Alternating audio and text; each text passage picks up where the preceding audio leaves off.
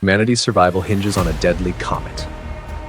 In the year 2341, a comet named Norby's Comet defies all known laws of physics, approaching Earth at unimaginable speeds. As panic spreads, renowned scientist Gustav Norby predicts that the comet is controlled by intelligent beings. People around the world witness horrifying events as the comet's path brings it closer to Earth. What is the true nature of this comet, and can humanity find a way to survive its deadly approach? Join us on a journey through cosmic terror and scientific intrigue in The Fire Vampires. The Fire Vampires by Donald Wandrei. This is a tale of war and terror and tyranny and flaming death. It is a story that begins in the bleak abysses of space and ends upon the Earth. It is the story of all mankind over a period of 2 decades, yet it is also the story of one man and one devil out of monstrous voids. But I anticipate. I, Alan Marsdale, venerable historian to the United Federation of Nations, have been deputed in this, the year of our Lord 2341, to chronicle the coming of the comet. But I cannot set the facts down as dead history, for the very deeds burn before my eyes, and the strangeness of it all lives again. No man now existing could tell this story and remain unmoved, nor can I, though my work lies with files that gather dust and papers that brown with age. I shall begin with the beginning, or as much of it as we are likely to know, and I shall unfold the events as they were unfolded to us who lived through the disaster. As we look back now, with wisdom bought at the dearest sacrifice man has ever made, we wonder how we could have been so blind, could not have put together matters that were linked. But we did not, nor are we sure how much it would have helped if we had. The new comet was discovered by Norby, Gustav Norby, the authority on cosmic life forms. Men had laughed at some of his speculations in the old days, but they do not laugh now. It was Norby who saw the comet on July 7th, 2321. It was Norby who plotted its course and sent out the news that it would pass closer to Earth than any heavenly body had ever come. It was Norby who predicted that there might be danger, that attendant phenomena would be widespread, that the very existence of Earth was conceivably imperiled. And it was Norby who, by right of discovery, gave his name to the new comet. When first seen, Norby's comet lay approximately 5 light-years beyond the solar system. At its estimated speed of 50,000 miles per second, it would require about 18 years to reach Earth. Consequently, the prognostications of future danger weighed lightly on the public mind. 18 years? Why, that was too far ahead to worry about. Astronomers watched the distant comet through all of July and part of August. It showed up clearly as a curved nucleus, with a fan-shaped tail streaming away millions upon millions of miles behind it. Aside from its phenomenal speed, it was noticeable chiefly for its faint coloring of reddish-blue. On August 10th, as the new comet was nearing the region of Alpha Centauri, astronomers were electrified by its mysterious disappearance. Not the slightest trace of it remained. It was gone, vanished as though it had never been. The public jeered. Scientists looked puzzled as they tried to explain and could not. On August 14th, the world was stunned by the information that Norby's comet lay less than 1 billion miles beyond Pluto and was approaching the sun at its former speed of 50,000 miles per second. Within 16 hours, it would be passing the Earth. Had it crossed more than 4 light-years of space in 4 days? Impossible, answered the wise men. The world stared. Scientists everywhere were in a frenzy. It must be another comet. But how could any comet approach so close without having been observed? At midnight of August 14th came the famous bulletin from Norby at the Mount Wilson Observatory. It deserves to be quoted in full. New comet is definitely Norby's comet, first observed on July 7. Speed, again calculated to be 50,000 miles per second. Reconstruction of theoretical path brings it to last point at which Norby's comet was seen on August 10th. Only 2 possible explanations. 1, faulty previous observation. Unacceptable because of number of independent observers and witnesses. 2, comet suddenly increased its speed far beyond that of light and leaped across 5 light-years of space so fast that light rays have not yet reached us and will not for years. Hence, mysterious apparent disappearance of comet. Comet was present but approaching so much faster than light that rays had not arrived. Intelligent control of comet by living organisms forecast, its action otherwise unaccountable by any known laws. Signed, Gustav Norby. Plainly visible without the aid of glasses, the new comet drew the attention of anxious eyes wherever weather conditions permitted. Men felt uneasy or apprehensive. This could be no ordinary comet. Even its peculiar reddish-blue tint was different. Where primitive beliefs still survived in Africa and India and the jungles of South America, the coming of the comet was attended by a sort of wild hysteria. And in great metropolises, men could not look at the newcomer without emotions of wonder and doubt and awe. Hour by hour, Norby's comet grew brighter, drew closer. It swung past Pluto, hurtling steadily toward the sun. Rapid calculations showed that it would come dangerously close to the Earth. Its mass was not sufficient to disrupt the solar system, but there was the very gravest danger of collision and the possibility that fatal gas would poison Earth's atmosphere. By dawn, the comet was traversing the orbit of Neptune. Radio broadcasts and television had spread the news, but the morning papers of August 15th sold like gold bricks. So eager was the public to read every shred of information about the menacing invader. Full-page headlines and flaring streamers told the story. The prophecies of disaster, the warnings of catastrophe were printed. Norby sprang into instant fame. But what good was fame, men asked, if this were the end? Who could predict what would happen next? A strange hush brooded over the great cities throughout a sultry day. When the shadows of twilight darkened on the ground, men went out singly and in groups, by millions, to watch the newcomer. And long before darkness came, long before the first star shone, Norby's comet blazed forth, bluish and brilliant, terribly near in the zenith, its tail sweeping fanwise in a majestic but awe-inspiring streamer of tremendous length. It was a marvel of the heavens, an omen, a prodigy that men compared to the dark star which had swept out of space in the 20th century. Would it wreck the Earth? Would it plunge onward in its wild rush and crash flaming down upon a continent? Would it weld with the sun and cause who knew what disasters of collision or immeasurable heat? Humanity shivered at the terrifying and menacing beauty of the comet, so near, so dreadfully near, and so radiant that all the stars were outshone and the moon gleamed wan and feeble. A murmur of voices swelled along city streets. In the open country was heard the restless rustle of animals, the shrill whinny of frantic horses. Night turned to a kind of day. Gigantic and supernal, the comet visibly drew nearer, grew brighter, shining like a second and larger sun with a swath of splendor trailing away millions of miles behind it. The murmur of humanity was hushed for a minute, then swelled to a babble as television and newspapers broadcast the latest bulletin from Norby: unaccountable change in path of Norby's comet. At 10:41 p.m. WST, comet turned at right angles from course toward Earth. Estimated distance less than 500,000 miles. Present course in direction opposite that of Earth's rotation. Too early to state whether it will become permanent satellite circling Earth or continue on a new trajectory and pass out of solar system. No explanation for sudden deviation except control by rational beings. Norby. As night raced westward around the world, so raced the intruder. America was lighted as if by a dim day. The comet shone reflected from the Pacific like a sunken volcanic fire. It swept across Asia while priests and fakirs knelt in supplication. Nothing else within memory brought out such vast crowds in the capitals of Europe. Livid and flaming, it hurtled ever westward.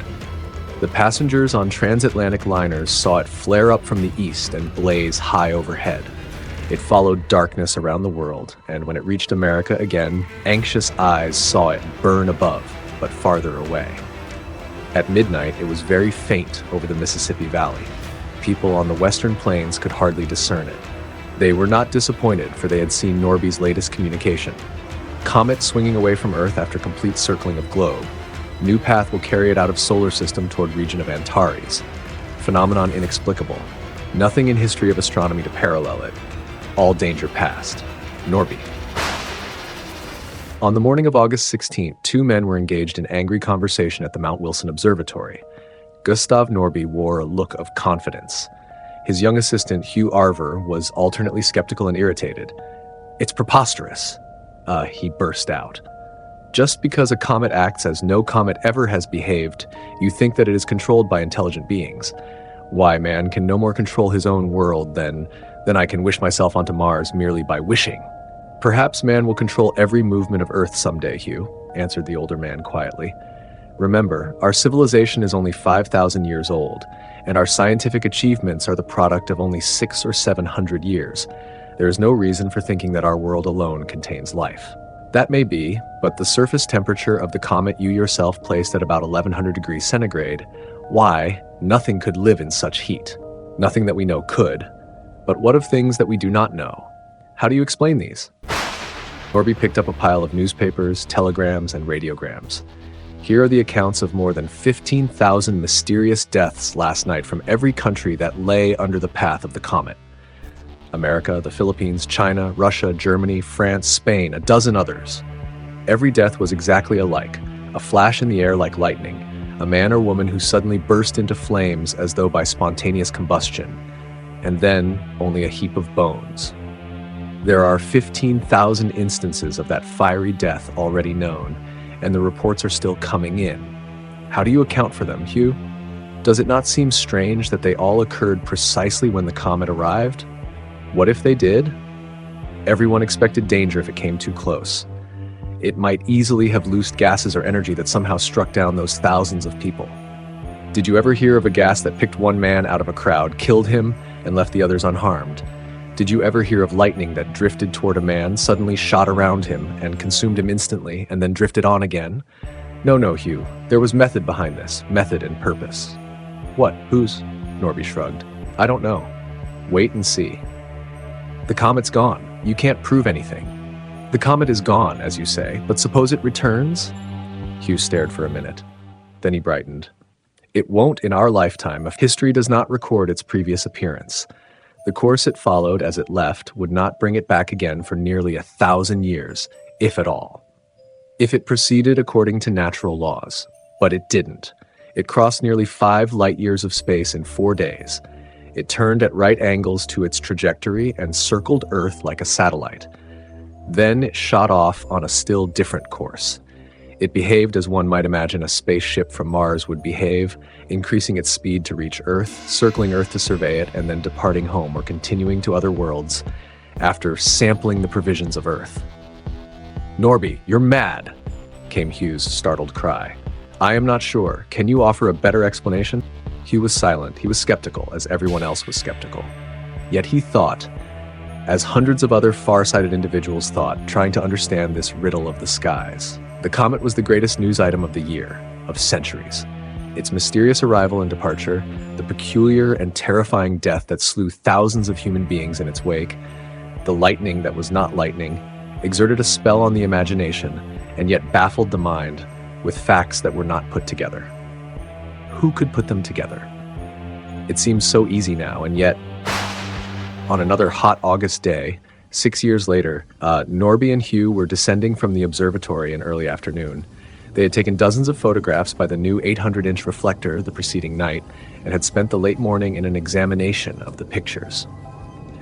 That new telescope is certainly a marvel, Norby was saying. Why, its range is dozens of times that which the old telescope had. And Pletska's force tube, which creates a vacuum through Earth's atmosphere, does away with heat waves and all the distortions which used to trouble astronomers. Why, they would never have been able to see that new star in the Antares cluster. It's strange that the star didn't appear in earlier photographs. The two men had reached the outer door and emerged into daylight. A couple of workmen were passing some 100 yards distant. We ought to be getting a storm tonight, remarked Hugh after gazing at the sky. There seems to be a lot of heat lightning around. Look at that fireball over by those trees. Norby was already staring intently at the trees. A bluish, striated light seemed to envelop them. Strictly speaking, it was not a fireball so much as a curiously motionless network of electricity. There's something unnatural about that lightning, said Norby. I've never seen any. Great God! The bluish network suddenly leaped across to the passing workmen and flung itself around them in coils of fire, with 2 fingers of light crackling into each man's head. A tortured shriek burst from them as from one man. A more intense flicker momentarily irradiated the network.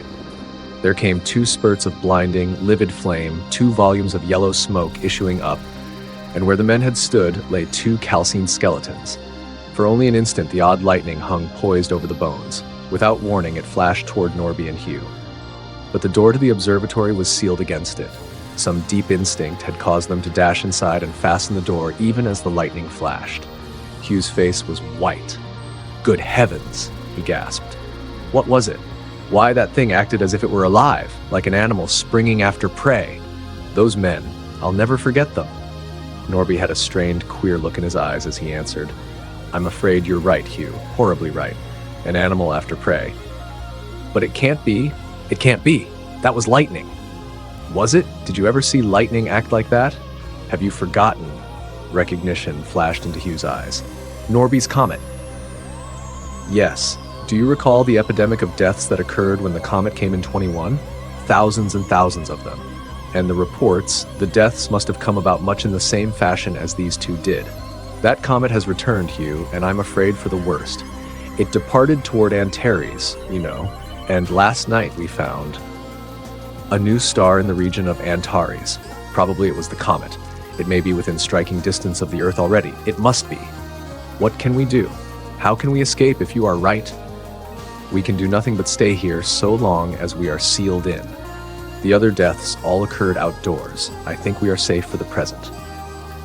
Throughout the afternoon they remained inside, yet they heard and saw the tragedy that swept its fantastic way around the world. Television brought them pictures of additional deaths.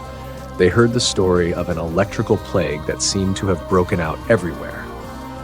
Hour by hour, the total of lives lost mounted.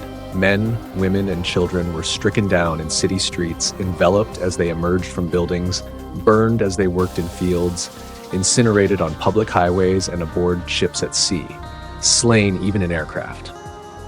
Nowhere on sea or land or in the sky was there safety. Every country in the world, from Alaska to Antarctica, from Europe to Australia, reported the fiery death. Not a city of any size escaped the striated networks and the consuming bolts. But it was at nightfall that the accumulating panic and terror swept to a climax.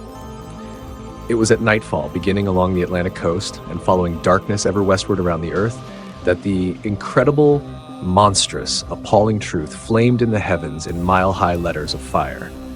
Norby and Hugh heard the broadcast which announced that Norby's comet had again been sighted, moving across China. They heard in stunned incredulity the account of that new phenomenon which had also made its first appearance over China. But they could not believe, they would not believe, until the afternoon had worn away and nightfall came. Then they saw it, the comet streaking up from the east, brilliant and bluish red and strange, with a corona haloing it and its tail fanning away behind in a vast curve. They saw the striations and streaks of lightning that moved innumerably through the entire heavens, so that the stars were outshone and freaked by lines of fire, lines that moved and formed themselves into letters, words, and a message, a mile high, miles long, shining in terrible flame against the darkness behind. Awed and speechless, Norby stared while a strained look settled on Hugh's face. They watched the message spell itself out, a message so simple and yet of such stupendous import to mankind. "People of Earth," it began, "you are ours by right of conquest. Henceforth and forever you belong to us of Tinga, known to you as Norby's comet. You cannot fight us, nor defeat us, nor evade us. We are superior to you in every way. At irregular intervals we shall return and claim as our due from 20 to 50,000 of your inhabitants. We desire nothing else, but we insist upon the payment and we shall take it. If you resist, we shall take more. On our next visit, we shall claim John Hanby, the President of the Federated Nations, Axel Grunow, Master Scientist of the World, Tsin Lo-hoi, Commander-in-Chief of the International Army, and Gustav Norby of the Mount Wilson Observatory. These men must place themselves in the evening of August 27th, 2332 at the peak of Mount Wilson. If they are not there, we shall take 100,000 lives instead of 20. Thagua, Lord of Ketinga." "What can it mean?" gasped Hugh. "It's mad! It's unbelievable. You, Norby, why should you be chosen? It's all a hoax." "Easy, Hugh," answered Norby to his excited assistant. "The danger is apparently over for the present, and we have a full 5 years to talk. It is not a hoax. For God's sake, what is it?" The older man looked tired as he replied gently, "What I have long feared and warned the public about has happened. We are threatened by invaders from outside. This may mark the passing of mankind." "Impossible. We'll fight." "With what?" Hugh was silent. Norby continued, "We can't even reach the comet. And how are we going to fight a wholly alien form of life of which we so far know virtually nothing? If it is life, it is, and life of a vicious and frightening kind. It must be a hoax. It must be. How could the creatures have known English? What sort of thing could they be? Why, there's nothing on Earth to account for them. True, but you forget, the message we saw appeared in Spanish over Spain, had French over France, Russian over Russia, and so on. Each country read the message in its own language. Was that a joke? It was a miraculously intelligent joke, if it was. Don't forget the earlier visit of the comet. I had a theory then that no one would accept. Briefly, Hugh, the comet is controlled by life of a sort with which we are unfamiliar, possessing knowledge and power far beyond ours. They are electrical things, pure energy that has an intelligence and reason. Somehow, they feed on human life, human energy. They killed thousands on their first visit. They sucked out life from living men. Vampires, fire vampires, that's what they are. And they sucked out knowledge too, mind and soul and brain, so that they were able to study and master the nature of Earth before they returned a second time. Don't ask me how they did it. I can only look at the results and guess. Somehow they feed on our life force, spirit, energy, call it what you will. In so doing, they also absorb the entire knowledge of the victim. From the tens of thousands of people that they have now slain, they have obtained new energy for themselves and a great cross-section, if not virtually all the knowledge of Earth. Man is doomed. Earth has been made into a slave planet owned by fire vampires. God knows where the comet's headed now, out toward its other slave planets, I suppose, or to explore for new inhabited worlds to subjugate. It's easy to see why they picked out Hanby and Gruno and Hoy. They are three leading minds of Earth today, information that the vampires could have sucked from almost any one of their victims. But it's also easy to see that they cannot seek out and find specific victims. Otherwise, they would not have ordered these three individuals to be segregated in an isolated place. But why you, Norby? I can't understand that. I think it's because they fear me. No one believed my theories and warnings, Hugh, but many people read them. The fire vampires probably reasoned that if I was several jumps ahead of the world in knowing about them, I might also find some means to thwart them. They could have waited while we 4 sacrifices were brought together and claimed us now, but they must have had urgent reasons for departing, or else they are so confident of their power that they merely want our lives as a precaution and can afford to wait a few years. What can be done? What is there to be done? I don't know, Hugh, but I'm going to need you. We have 5 years, and a short enough time it is. On August 27, 2332, Norby stood again in the observatory. The intervening years had been crowded with labors and plans and projects that seemed to get nowhere. The immediate panic created by the comet had worn off the world by now, and a myriad explanations had been advanced to account for the phenomenon. The eve of its return was approaching, and excitement swelled along all the highways and cities of the world once more. Excitement and uncertainty and fear. Norby peered out from the protection of a heavy green curtain as if he were expecting someone. He looked 10 years older, and a grim weight had taken its place on his shoulders. His hair was fast whitening, wrinkles furrowed his face and forehead. All at once, his countenance brightened faintly. A few minutes later, Hugh rapped cautiously on the unused storeroom that concealed Norby.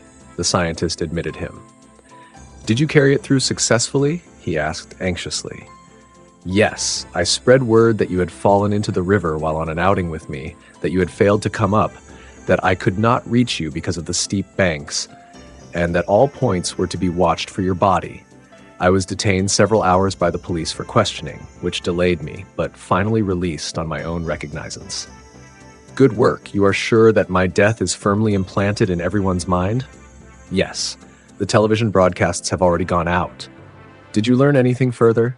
"Hanby, Hoy, and Gruno are on their way. They will be at the appointed spot by noon, without you, and firmly convinced of your death." "If there were anything to gain, Hugh, I would be out there with them. But there isn't. In 5 years, the world hasn't been able to accomplish one definite thing toward repelling the fire vampires. If the deaths of those 3 men will save a needless waste of life, their martyrdom will not be wasted. The whole race is periled, Hugh, and no one man can think of himself first. But I have hopes. It's a long shot I'm taking, and if I lose, the blood of thousands will stain my hands.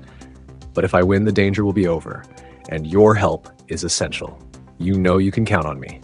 Hugh walked to the one window of their hiding place and pulled back one edge of the curtain to peer outside. As he did so, it rolled up with a snap. "Quick!" Norby shouted. "Pull it down again before someone sees us." He was too late. Hugh jerked at the recalcitrant curtain, but a member of the staff passing by outside glanced up. Norby dived for a dark corner, hoping he had not been seen. Vain hope. A smile of recognition lighted the face of the man outside, a smile that turned to a writhe of agony as a whirling network of fire flung itself in rippling striations around him. "They've come again," gasped Hugh. "And the damage is done," said Norby with a tight hardening of the lines around his mouth. "But don't blame yourself," he added as he saw the downcast look on Hugh's face. "I should have known better than to rely on those antiquated curtains." How terribly right he was, he found out as the day wore on. 20,000 lives if Norby, Gruno, Hoy, and Hanby were sacrificed, so the message had said.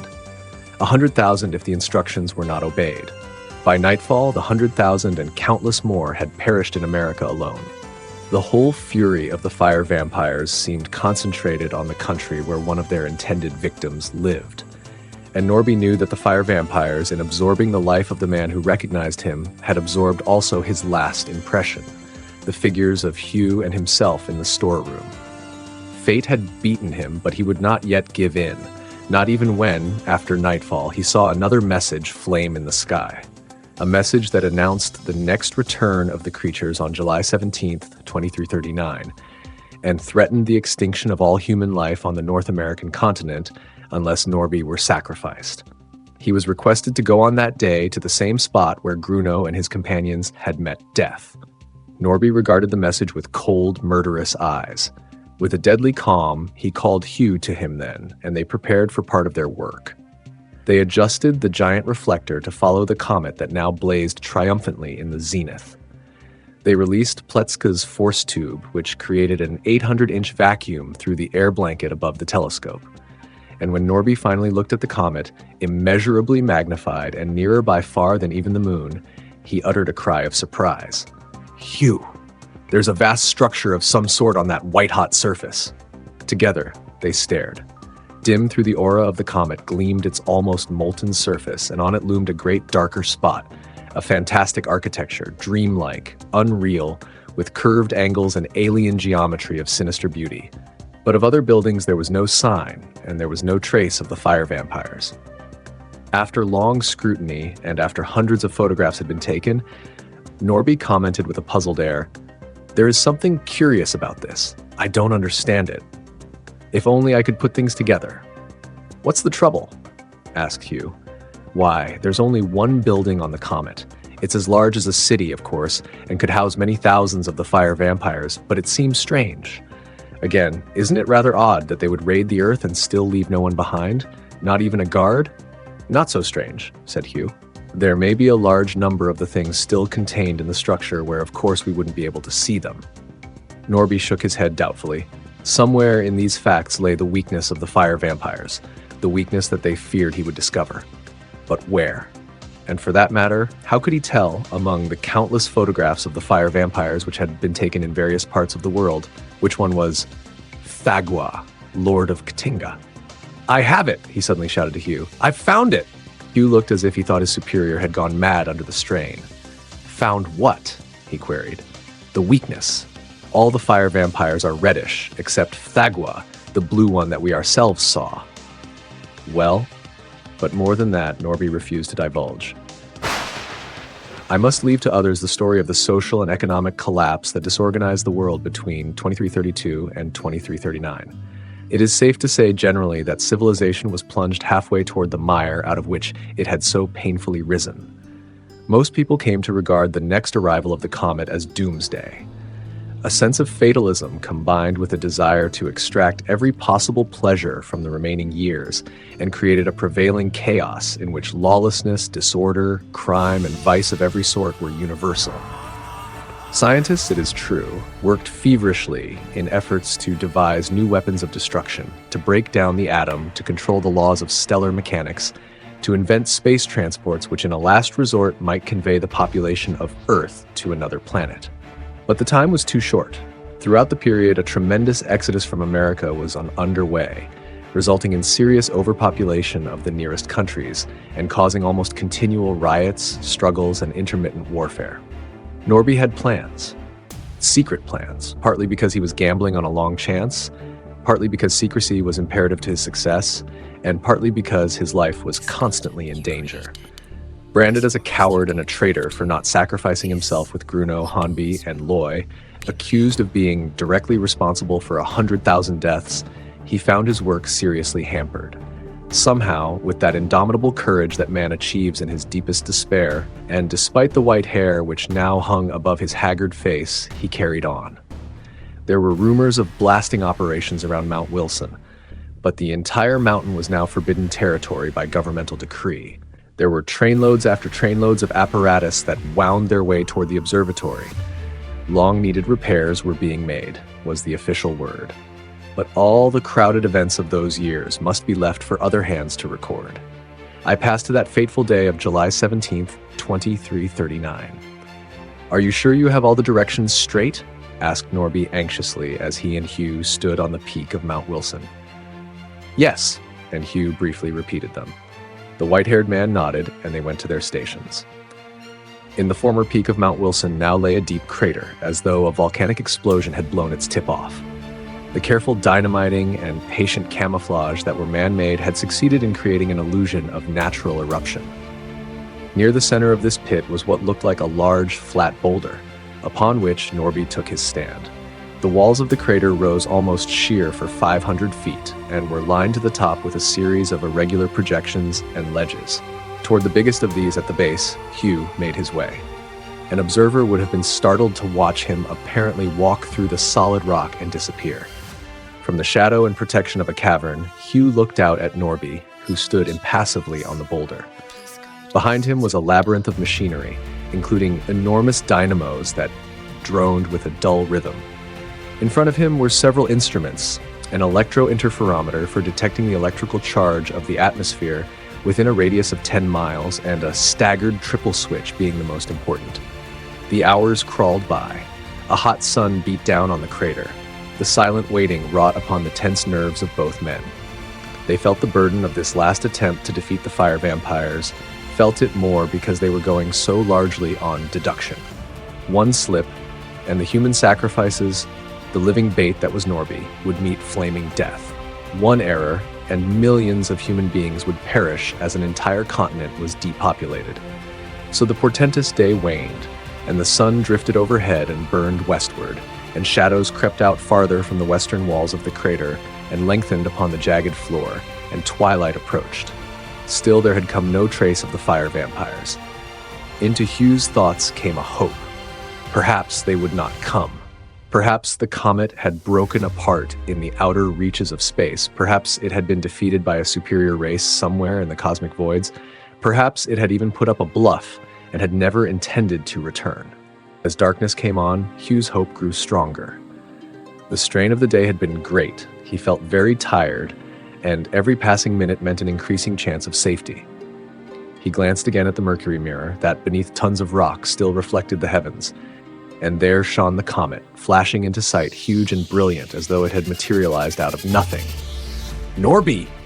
It's come!" he shouted. His weariness dropped from him like magic. He looked at the electro-interferometer. Its pointer was jumping and swinging madly. Then he looked up across the crater, and his heart skipped a beat. A vast mass of bluish lightning drifted ominously above the pit, as though suspicious, yet hungry for prey. In the darkness, Hugh could not make out Norby's reaction, and if the worst happened, he did not want to witness Norby's fate. The sinister thing poised far above its victim contracted, and like light hurtled downward to fling coils of living fire around Norby. Hugh's hand, already resting on the staggered switch, threw it shut with a convulsive movement that brought 3 sharp staccato clicks. At the first click, Norby dropped from sight through a trap door, while streamers of bluish energy ravened furiously where their prey had vanished. At the second click, a solid sheet of fire shot across the upper rim of the crater, closing it completely with a roof of blazing incandescence. The bluish fire vampire suddenly sensed danger and leaped upward, too late. Like a trapped animal, it halted at the solid flame that shut it in. A sound like a piercing cry, a noise like a hiss emanated from it.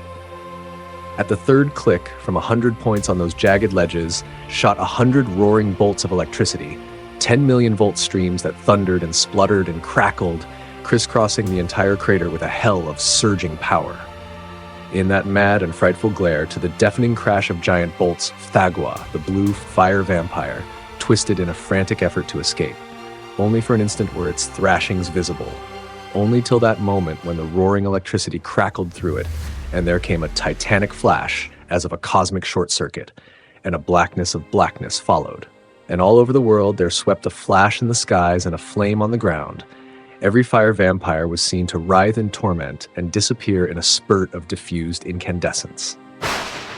Thus the fire vampires passed away forever, leaving behind them only the comet that is now a satellite of Earth, with an identical rotation period, so that every night it blazes above the eastern horizon and trails high across the heavens. Before me, as I write, lies a communication from Norby in answer to a request of mine. It seems most fitting to close this record by an extract from that missive.